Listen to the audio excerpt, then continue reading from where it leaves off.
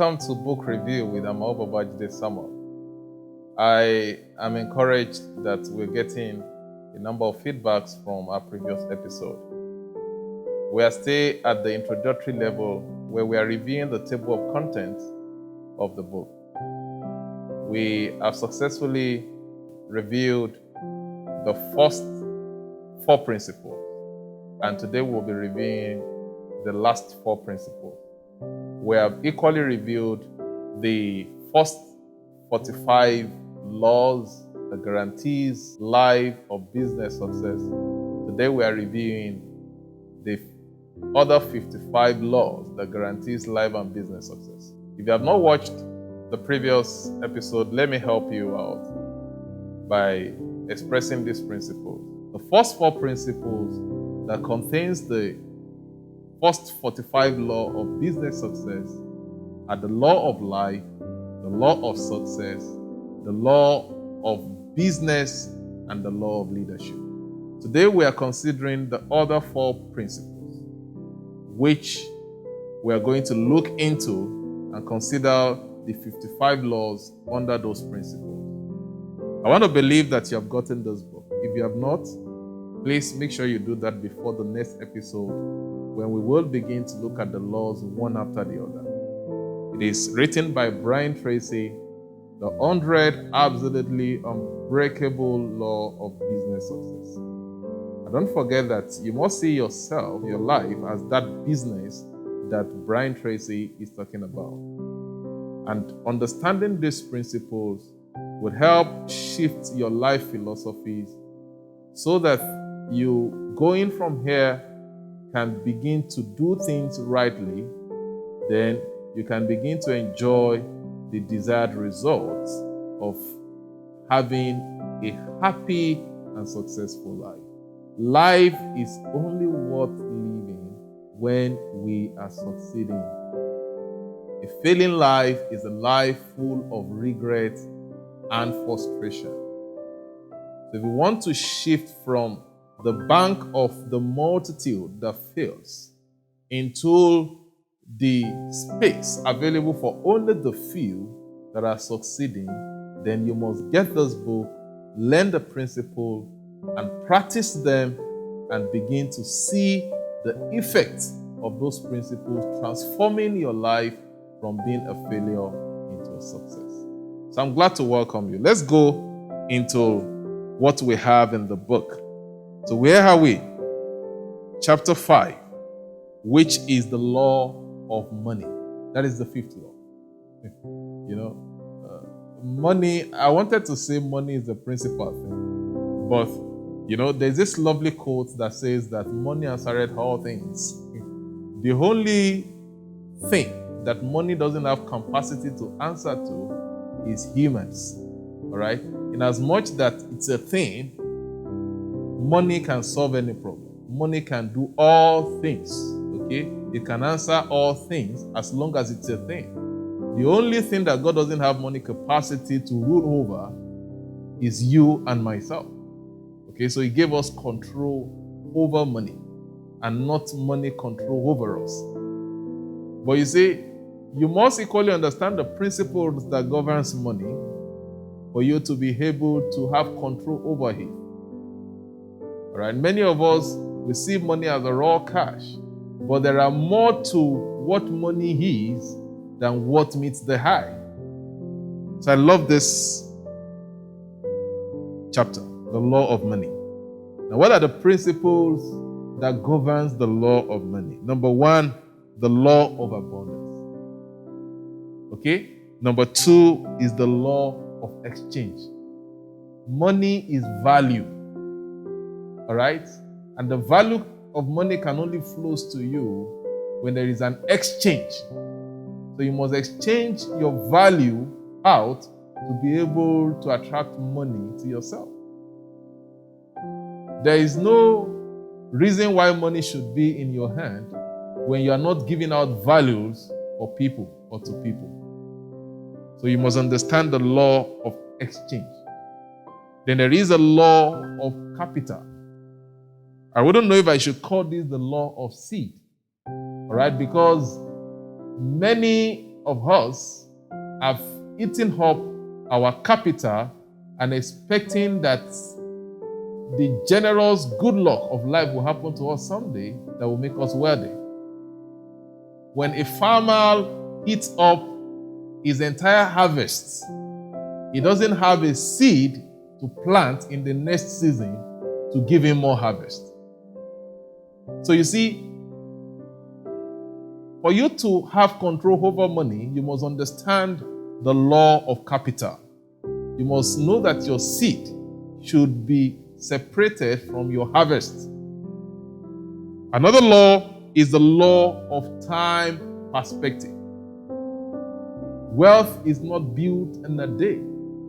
And you see, people must understand the law of delayed gratification. Many of us have aspirations of the things we want to enjoy or have at a given time. But you see, what you desire now might be what you should be desiring 5 years from now. Because if you don't understand the time perspective to money, you will not be able to learn the habit of saving and investing that will help you grow your capital for you to enjoy better wealth in the future. So the next law is the law of savings. So critical. Nobody can come out of poverty into wealth if he or she does not understand this basic principle. Look, saving is not what you keep after spending. Saving is what you keep before spending. So your spending is the remaining you have after saving. Many of us, if we are going to succeed, must understand this principle of saving.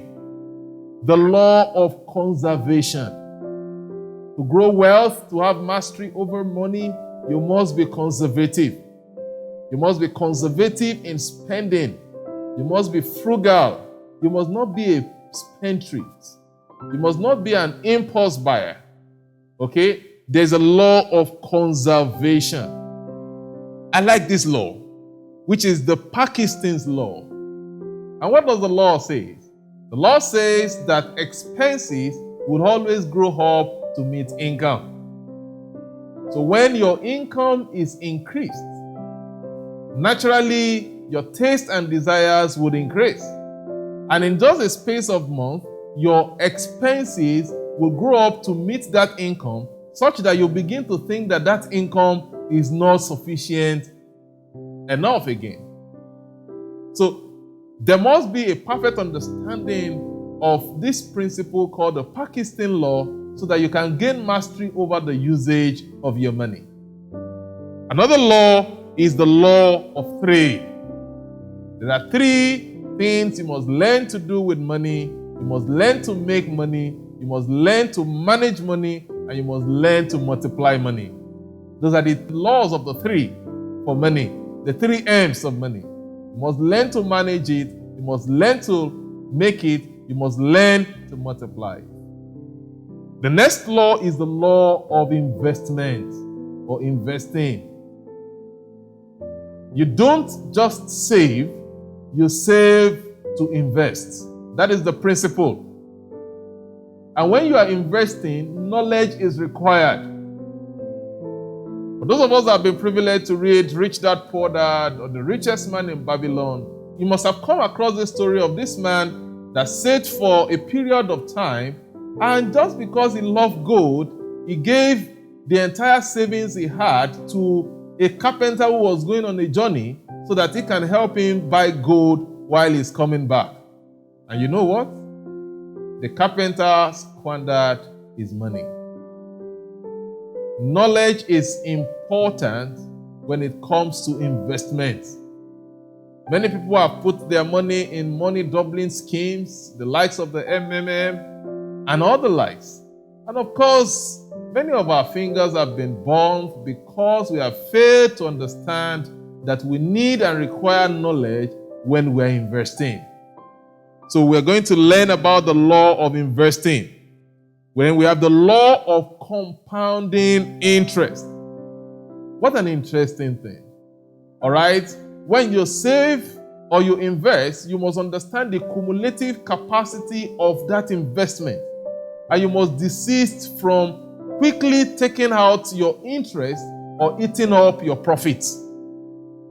So you have a business, it makes profit this year, reinvest the money into that same business, it makes more money, reinvest. That is the principle of compounding interest. That is how to build wealth. Not trying to chop the gains or the interest as it comes per time. You must understand the principle of compounding interest. Then the law of accumulation. You see, these laws run into one another, because if you understand the principles of compounding interest, it helps you to better understand the law of accumulation. Because you see, it takes time to build wealth. Then the other law here is the law of magnetism. Money is powerful, but you see, there is a law of flow of money that says that money flows into the hand of people that knows how to manage it well, and it flows away from those that do not know how to manage it well. You remember the story of that master in the Holy Book who was traveling and gave 1 talent, 2 talents, and 5 talents to a servant respectively. Now, the one that was given 2 knew how to manage and multiply the money. He managed the money effectively. Translate 2 talents into 4 by the time his master returned. And the master was happy. The one that was given 5 translated the 5 into 10, and the master returned happy. And he gave them more to manage, because money is a flow. It flows more to people that knows how to manage the little they have. And never think that it is until you have big money that you will begin to manage the money effectively. But the irony was that man that was given 1 talent, he went and hid the talent. And when the master came, the master was furious that at least you would have followed the law of compounding interest and put my money in the bank, so that when I come, at least little interest will have gone on the savings. And he said he should collect that 1 talent from him and give to the other that has 10 already. So we must understand that there is a law of magnetism that depends on how effective you manage whatever money or resources you have. The last law of money is the law of accelerating acceleration. See, the first greatest challenge in life is to make your first 1 million. Once you make your first 1 million, then to multiply the 1 million to 2 million, to multiply the 2 million to 4 million, and going on like that is the easiest thing you would have to do. Because as you are able to make the first multiplication, the second multiplication, you begin to enjoy the law of accelerating acceleration. The same thing with getting your first job. For those in the banking industry, they will tell you that the first challenge is to get your first banking job. The moment you get your first banking job and acquire a few months or years of experience, it's easy for you to move from job to job within the banking industry. So you must understand these are key laws. There are about 12 laws that governs the principle of money. Now let's quickly go to the 6th law, which is the law of selling. Everybody is a seller. When I go to a company to work with that company, I'm selling my service.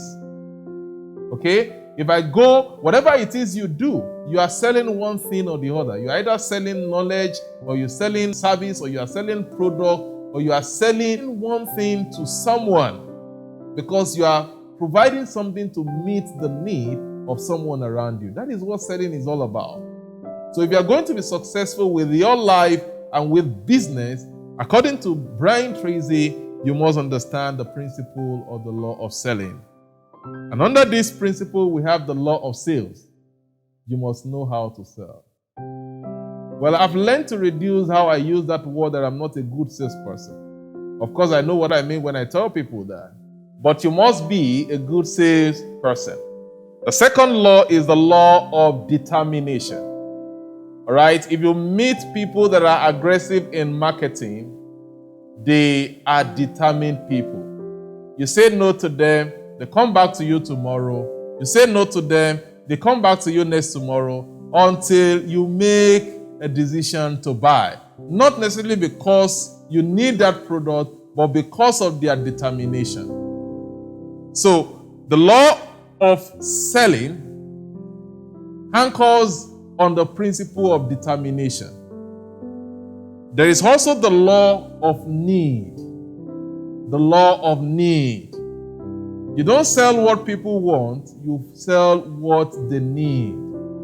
Listen, many of us do what we emotionally feel we want to do. You see, somebody will think that a particular business will sell without necessarily doing feasibility analysis to know what exactly the people in that area needs and are willing to pay for. People, of course, have many wants, but they have specific needs. And because resources are scarce, they are only willing to part with their hard-earned money for those things that they need and that seems urgent to meet their needs. So if you are going to be a good salesperson, then you must always be ready to meet their needs. If you are not ready and able to meet their needs, they are not willing to part with their cash in exchange for what you are selling. Another important law of selling is the law of problems. I've always asked people, particularly those that goes into business, to always ask themselves the question, where the money is in this problem. But before you start asking yourself where the money is in a problem, you must first understand what the problem is. Problem is what creates needs. Okay? I need water because I'm thirsty. If I'm not thirsty, I would not have been in need of water. And it's because I need water and you are selling a bottle of water or a sachet of water on the street that I can come to you and buy from you. So those who will be effective in selling must understand that they need to know what the problem of people is or are around them. Another law is the law of persuasion. Like I've said, you go and promote your product or service to a potential buyer, he says no. You have to understand that you need to persuade them. And how do you persuade them? You make people to understand how your product, your service will help them solve their problem. You must bring them to that level of conviction to see the need to buy your product. That's the principle of persuasion. Another law is the law of security. Somebody goes to an eatery or restaurant to buy food. He wants to be sure that he's not going to be poisoned after eating the food. Okay? I buy certain gadgets from you. I want to be sure that that gadget I bought from you will meet the specific need I need it for. So every buyer or potential buyer have one form of insecurity or the other, which they expect that your product or your service guarantees them safety after they must have purchased that item from you. So you must understand the law of security. Security and safety in the usage of whatever it is you are selling to them. There is also the law of risk. Everyone in life must be willing and ready to take risk, no matter how small or how big it is. People who sell are risk takers.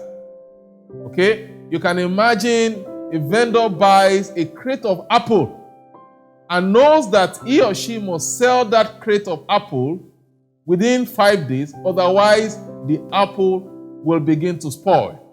But he will not say because the apple will spoil after 5 days, he or she would not buy the apple the carton or the crate of apple for him to sell.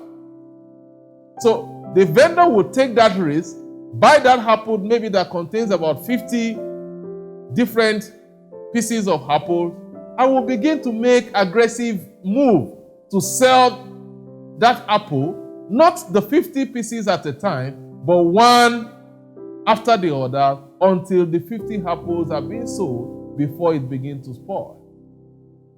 So you must be willing to take a risk as a salesperson. Then the law of trust. I've not seen a loyal buyer that does not have trust in the seller. Before you can see a buyer come over and over again, he must trust the ability of the salesman to deliver the quality and the quantity he or she needs per time. Many of us, as you're watching me, when you want to buy certain things, there are certain places you go to because you already have developed trust in the capacity or ability of that seller to be able to give you whatever it is you need per time. So to be an effective salesperson, you must understand the principle of trust. Don't forget that I said that everybody is selling something. You are selling your image. You are selling your integrity. You are selling your ability. You are selling your skills. You are selling your knowledge. And you must have these laws at the back of your mind in your process of selling whatever it is you are selling to your organization and to people. Then the law of relationship. Many of those who have repeated sales are people who maintain strong relationship with their customers. So I don't come to you just because you sell good apples. I come to you because you have good relationship skills. You greet me well when I come to in front of your shop to buy. You say thank you to me after making my payment, and perhaps you even give me calls to know how I'm doing on weekends. Good salespersons build relationship with their clients. You don't say to hell with your buyers, because when you lose one customer today, you lose the second next week, you lose another. In the space of 1 year, you have lost 50% of your client base. And that is why you must keep personal relationship with your customers. That is the law of relationship. Then the law of friendship, also like that of relationship. Okay? Just that friendship is more advanced than relationship. Relationship is casual. Friendship, you have taken that relationship to personal. You now begin to look after them. You now begin to have other things to do with them aside from that item they are buying from you or that you are selling to them. So you must understand the law of friendship. Then another very key law is the law of positioning. For those who studied marketing, business, or economics, they will understand the very important role this principle of positioning plays. I may be selling a good product, but selling it in a good location. I may even have a good location, but I'm not positioned properly for my customers to cite whatever it is they need per time. So you must understand the principle of positioning. Another thing is the law of perception. See, what people buy is not what you sell, it's the perception they have about what you sell. I wanted to take an uncle of mine to an eatery to take pepper soup one afternoon, and I told her there is this particular place I love in this particular area, and it was like, no, this so-so place, I don't like the place, the woman is arrogant. And she had never displayed that arrogance to me personally, okay? But because he said the woman is arrogant, instead of going to that direction, we turned and we went to another eatery. Just because of somebody's perception. And unfortunately, it has been about 6 weeks now. I've not had the time or the interest to go and take pepper soup in that particular restaurant. The law of perception is important. And that is why those who sell are conscious of what people say about their product or their service. You don't say to hell with your customer. You don't say to hell with what one person says. You must always put a right perspective in the subconscious mind of people that comes in contact with what you sell. The second to the last law of selling is the law of advanced planning. And the last one is the law of perverse motivation. A time will come that when people buy from you repeatedly, consistently, they will feel that they should try another person. They should go to another place. They should try another location. It is this law of perverse motivation that keeps your customers longer than is expected. So you must keep them motivated on a regular basis. These 12 or 13 laws of selling are very key if we are going to make it in business or we are going to make it in life and relationship with people. The seventh law is what? The law of negotiation. If you are going to succeed in life, you must know how to negotiate. How to negotiate with time, how to negotiate with people. It's very important. Because everybody has an interest to protect. The better you are in negotiation, the easier it is for you in navigating the business world. Now, what are these laws? The first is the universal law of negotiating. And that is what I've said earlier. You must know that everybody have their interests, and except you negotiate your way through, you might not have what it is that you want. So when you meet a person, you are in a relationship, in a business, even husbands and wives will have to negotiate in order to protect their mutual interests in marriage. So there must be a principle of negotiating that you are conscious of. So you negotiate for your interest and also negotiate to keep the interest of the person you are dealing with. We have the law of futurity. Futurity. You don't negotiate for today, you negotiate for tomorrow. So somebody back comes to you to buy an item. Of course, you can sell it 5 naira today. But because you are futuristic, you have considered and weighed in the effect of inflation. What you can sell 5 naira today, you might not be able to sell less than 6 naira in a year's time. So if you are able to negotiate your way and sell at 5 naira 50 kobo, it makes some futuristic sense. So when price starts changing, you don't quickly increase your price because you have factored that into the price while you are negotiating in the first place. So you must think about the future whenever you are negotiating. You make decisions not just for today, but for tomorrow. The third law under the law of negotiating is the law of win-win or no deal. The law of win-win or no deal. It might make sense if you have a win-lose arrangement, but that would only sustain you in the short run. Because in the shortest possible time, the person on the other side of the divide will know that you are cheating on him or her and would eventually stop the deal. Of course, when it is a lose-win thing and you are the one losing, you cut off that deal immediately. Deal only exists when it's a win-win kind of a deal. So when you are in negotiation with people, you have to think of what is in it for me and what is in it for them. And it's on that basis you make your negotiation. And that is how you can sustain effective business or life relationship with people. I've had people that every of all they do is to find what they can get from me.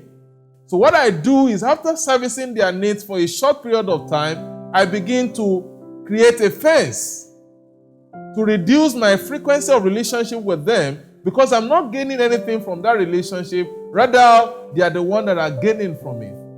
So, and that consciousness is always there when I relate with people. And what you have to give is not only money, concern, love, care, support, link. These are things you give to people in relationship.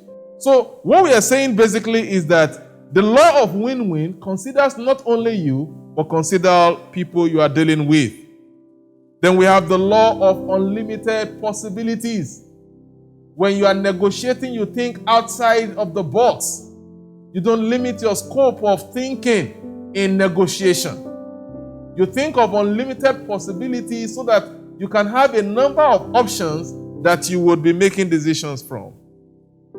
Then we have the law of four, the law of timing, the law of terms, and the law of anticipation. These are key laws in negotiation.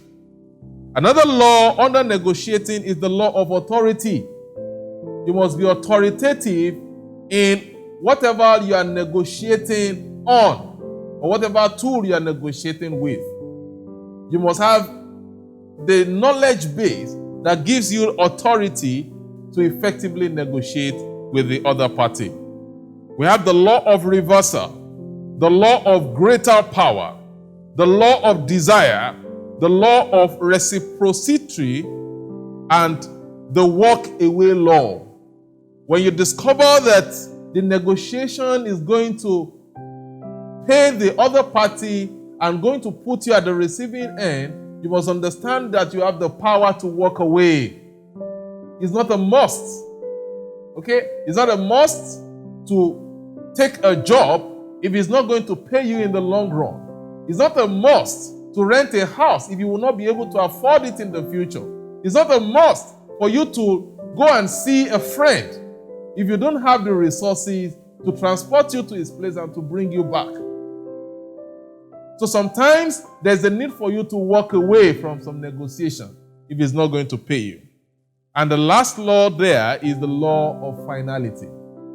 We are going to look more into this law in details by the time we start picking them one after the other. The final law is the law of time management. I love this. I once wrote a book on time management. And what does it say about this law of time management? One is the law of clarity. Two is the law of priority. Three is the law of posteriority. Four is the law of the most valuable asset. Five is the law of planning. He who plans is trying to avoid failure. Failure to plan is planning to fail. The other law is the law of reward. When you manage your time well, you get effective reward for your time management. You get corresponding reward for your time management. Another law is the law of sequentiality. Then we have the law of leverage, the law of timeliness, the law of practice, the law of time pressure, the law of single-handling, and the law of competence. Okay, I had to rush that because I've taken more of my time to dwell on the first two laws we have reviewed today, which is the law of money and the law of selling.